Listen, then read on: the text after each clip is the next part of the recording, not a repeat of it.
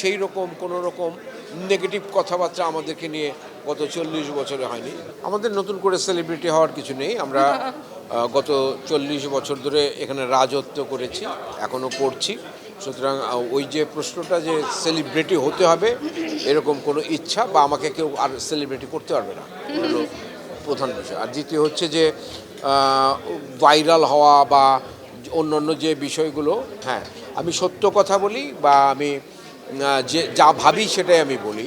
তো সেটা যদি কারো ভালো লাগে তাহলে ভালো লাগবে, আর যদি ভালো না লাগে মন্দ লাগবে। এখানে তো কিছু বলবার নাই। আমরা আরোপিত কিছু এখানে হ্যাঁ আমরা কেউই এখানে নতুন করে আসেনি এবং আমাদেরকে নতুন করে চেনানোর কিছু নাই।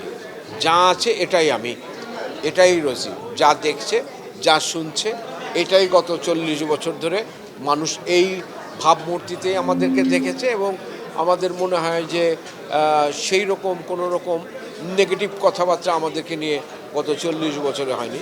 আগামী যে কয়দিন বেঁচে থাকবো আশা করি যে মানুষের ভালোবাসা নিয়ে বেঁচে থাকতে পারবো।